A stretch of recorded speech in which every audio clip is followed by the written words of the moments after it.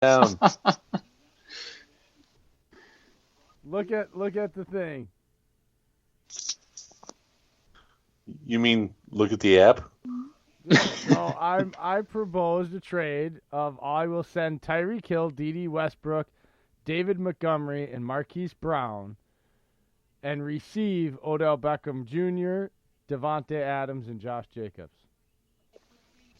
I would be surprised if you got that. I think those other guys, Odell finally came back, so I think the owner's not going to want to let go of him. And Josh Jacobs has been a steady running back, hard to come by. So They're as saying Adams tempting, is going to come back this week. That's what I've been right? hearing now. So super tempting offer, Jay. I just wouldn't take it if I was the other owner. You shouldn't say that on I'm air. not saying you're not wrong, but You I shouldn't just have wouldn't take it. asked. Bum bum bum. Oh, I have other trades out there. Still trying to get Dalvin Cook. I'm still trying to get Nick Chubb. So here's this one, guys. In one of my leagues, might have even been this one, I dropped Shady to pick up Miles Sanders because this KC backfield has just been such a cluster. How do you guys feel about that? I mean, yeah, because I saw Darrell Williams, Damian Williams, Shady in the whole game tonight. And, Yeah, oh, look, another Casey offensive lineman's down. I'm sorry. Denver's pass rush is still too good, even with Bradley Chubb out. How is KC surviving? surviving and thriving, man. It's unreal. Now, no Chris Jones. Or Xavier Williams on the inside, but yet they're holding Philip Lindsay with duct tape and super glue. But no, I was excited for Miles Sanders. I like that move because, as you said, it's a cluster. You don't know how many snaps which running back is going to get because it's a different game plan each week. It's just like with Green Bay. You don't know if Jones is going to get the heavy favorite, or you don't know if Williams is going to get the heavy favorite. It depends on the type of defensive scheme they throw at you. That's actually a very fantasy relevant question that I was going to bring up to Jay. As the Aaron Jones owner, are you worried about how good Jamal Williams looked last game? Nope, because if you look at their history, Jones will have multiple good games in the season, and Williams has one here, one there, one here. He's erratic at best when it comes to even fantasy points. Don't give me that look. You know damn well he is not a consistent game in and game out. That's why Jones is always getting the carries. That's why Jones is always starting. Jamal Because Williams, Jamal Jamal could control getting a concussion.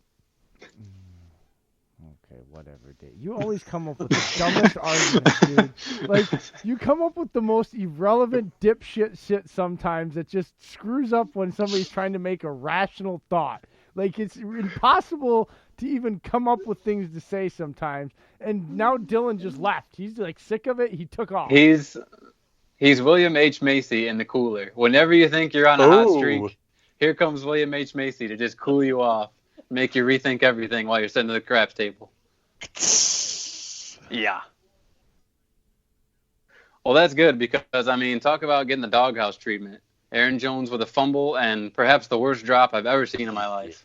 that's Uh, one I, out of that's not that is a 1 out of 20 happen chance for him. He has really good hands. He yeah. does. I mean, Rodgers has worked on with him for receiving as a back, and we were all in shock because we know the capability that kid has as a receiving back, and also too he did a UTEP, didn't have a lot of drops. Yeah, I don't think that doghouse treatment will get carried over into this No. game per se, but I do see a split. I mean, Jamal showed up. He showed up before, and there's the next game or so, he doesn't get the carries. He just doesn't. If Aaron comes, look, let's put it like this. Jamal Williams does not get the carries and get those touches if Aaron Jones doesn't fumble and then drops the touchdown. If he holds on to that ball and catches that touchdown, not only are his fantasy points much bigger, but there's no doghouse treatment and Jamal Williams doesn't get on. And guess what's going to happen against Oakland? They're going to do the same thing that they did this last time. The game plan is always going to be about Aaron Jones. The problem is always going to be is that if he has back-to-back screw-ups, he will literally get yanked from the game because Jamal Williams has shown he will come in and be efficient. So I'm never going to say that Jamal Williams is going to split a backfield because the game plan never goes like that. And it's been proven over and over again. It's always centered around Aaron Jones. Whether or not Jamal Williams gets touches depends on how big and explosive those runs are. So does Aaron Jones need a breather for a series? Or does Aaron Jones screw up or not productive? If Aaron comes in and does what he can do and is most capable of doing, he's a running back one, fringe running back one, really good, productive running back two every week. I said this Packers post-game show reference. The 1-2 punch reminds me a lot of Edgar Bennett and Dorsey Levens. And it was always Jones, Levens Bennett. first, and if Levens wasn't successful or non-productive, then Bennett got the – go back and really think about it. In 96, Bennett got the majority of the carries, and Levens was used only in the Super Bowl heavy, and that was it. He was also injured that year with a hamstring and a knee and everything else. Just like Jamal Williams was, wasn't he?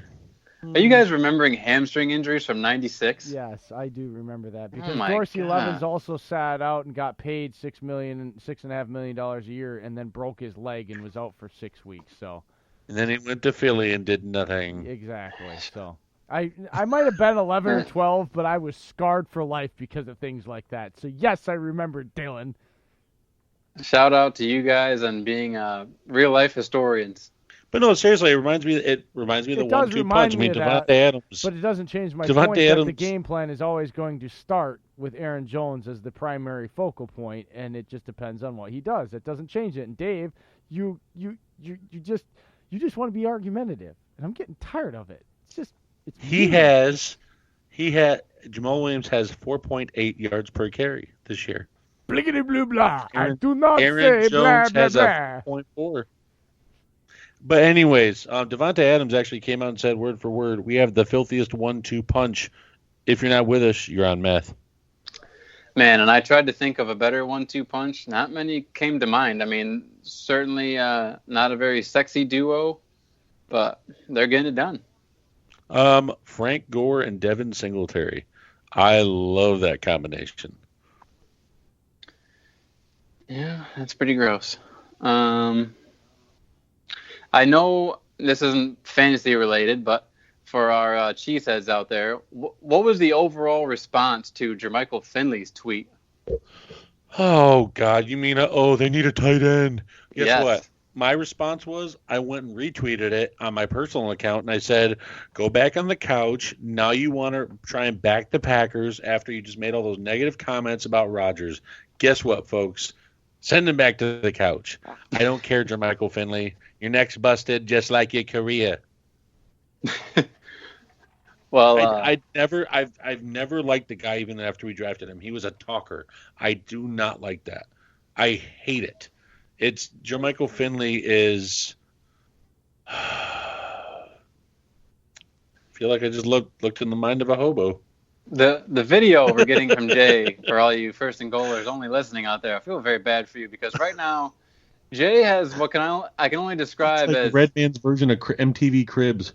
When you're young and you picture the old Navy and you just picture like old guys in the Navy, that's exactly what Jay looks like. I mean, he's a very vascular, like muscular, but it seems like he's only muscular because there's no fat to be had. Like a very interesting body on Jay. I mean, the biceps are popping, the veins are out there. He's got some sort of drink in his hand, but he kind of looks like that grandpa you never want to arm wrestle. I think that was a jug of Flint, Michigan water. It's a lot of fiber in that. What's up? Oh, hey. I was just describing what was happening for our just listeners. Discussing your vascular veins. What's going on? Are you guys commenting on the fact that I have 0 body fat and I'm 170 pounds? That is part of it. I told our listeners that you look like the grandpa you never want to arm wrestle. Oh, Jesus Christ. He said you got gray hair. Stop staring at my enlarged, tight muscle skin and my gray hair. It's getting freaking... You knew what you were doing when you put that shirt on, son. It is so hot down here. It's so hot. You have no idea. It's like 90 degrees down here. I swear to God. I might as well be in Florida. Dave is in an attic in Georgia. Dylan's been in this room, and it's 70, 80 plus here. He runs hot. He doesn't need a boiler going. Right? I'm a Tauntaun from Star Wars, okay? Yeah, well, Dave also wouldn't look sexually flattering if he was wearing my shirt, so. I don't need a beater to look sexually flattering, sir. I have I a don't Saturday know. night job at Chippendales. Oh my God! I'm so glad. I was just about to say that. All right. You standing next Chris to Patrick Farley Swayze. segment with Swayze Crazy. Yes. That is right. That's what we got going on here, folks. And I Man, will always. really hope you get the job. No, I hope you get it, man. I will always remember him. He had moves like no other. Oh, poor Patrick. Unfortunately, the cancer got him just like it did Lex Luger. But No, a lot of roids got Lex Luger. When did he That die, too. by the way? Too soon. Gee, guys, a little morbid. Well, When did he die? it's a good rabbit hole. Let's bring it back. Those We were rabbit holes are talking 6 about feet under. we were should talking leave those about tight dead. ends before we started picking on Jay. Why, So let's why are you talking about bring it back around tight ends? That's kind of disgusting. because we had the Were return. you looking at my butt while I was getting up? You No, wish. because that's a wide receiver on Saturday night. No. Oh!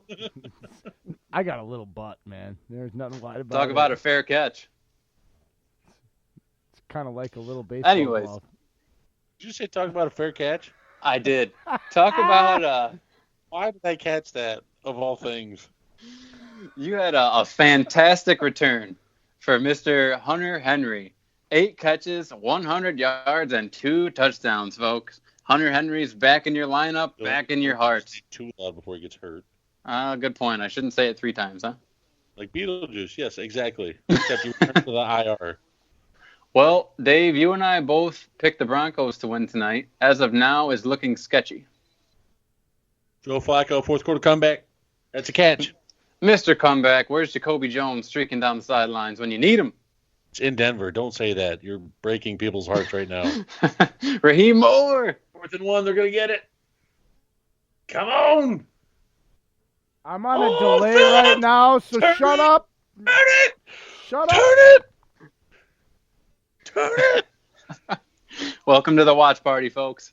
Philip Lindsay. I also tried to trade for him.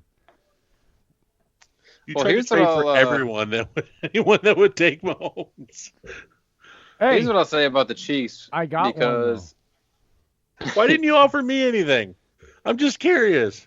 because your I'm running the- backs suck. I have Sony, Michelle, and Derrick Henry. They Thank you. Suck. There've actually been a couple reasons I have my 2 wins. Back off.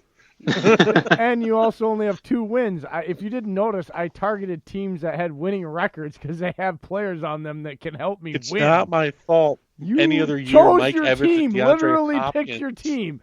You DeAndre picked Hopkins your and Mike team. Evans would go off any other year. Well, you picked This is them, the one and year therefore they they took a are now crap. ruined. Derrick Well- Henry has proven me wrong thus far. I'll say that much for him. But I wasn't Averaging trading Mahomes 14.8 for Derrick points. Henry. No way in hell. Oh, hell no. See, even I was he taking agrees Mahomes. with me. Would have gave you a back alley visit. If you were But that anyways, for the fantasy owners out there who were banking on a postseason played with the Chiefs, when I got Fournette's playoff schedule, I also took a peek ski over at Mahomes' playoff schedule. No, it's not even the next. It's not even the playoff schedule. The next 4 update games. on Mahomes, folks. It's pending MRI. It's either going to be 4 to 5 weeks out, or he's going to be out for the year. That's what it's looking like. Wow.